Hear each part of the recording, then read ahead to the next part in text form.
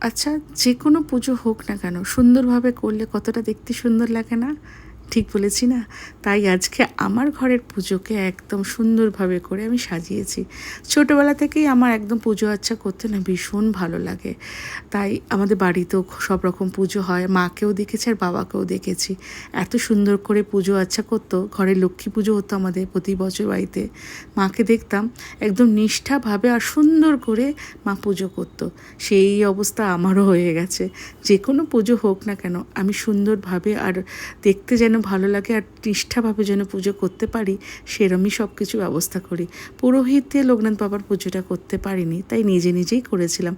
ফল মূল মিষ্টি দিয়ে বাবাকে মালা পরিয়ে একটা সাদা সুন্দর পোশাক পরিয়েছি। আপনারা হয়তো ভিডিওতে দেখতে পাচ্ছেন। আরতি করে ভালো মতো করে পুজো করেছিলাম। কালকে আমার আবার পুত্রের জন্মদিন, তাই বাবার কাছে সব রকম একদম মন থেকে বললাম, আর কিছু না করো, ছেলেকে যেন একটু সুস্থ সবল রাখো, আর একটু স্থির করো আর বুদ্ধি দাও ওকে, যেন পড়াশোনাটা ভালো মতো করে। এইটুখানি তো চাওয়া ঠাকুরের কাছে, যেন সবাই ভালো সুস্থ মতো থাকুক। আমার বন্ধুবান্ধবরাও আর যত আমার আশপাশে গুরুজন আছে যারা আছে সবাই যেন সুস্থ সবল থাকুক। আমি আমার লোকনাথ বাবাকে এইভাবে সাজিয়েছিলাম আর ঘরের ঠাকুরকেও সুন্দর করে সাজিয়েছি। কেমন লেগেছে অবশ্যই একটু কমেন্টে বলবেন।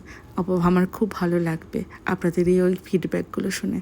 যেইভাবে সাজিয়েছি সব রকম আপনাদের শেয়ার করলাম। কেমন লাগছে কিন্তু আরেকবার বললাম, কমেন্টে বলবেন। তাহলে আসি, আবার দেখা হবে নেক্সট একটা ব্লগে। ভালো থাকবেন কিন্তু সবাই, আর সুস্থ থাকবেন। আর যদি ভুল ত্রুটি কিছু হয়ে থাকে ক্ষমা করে দেবেন। আসি তাহলে, দেখা হবে আবার নেক্সট ব্লগ।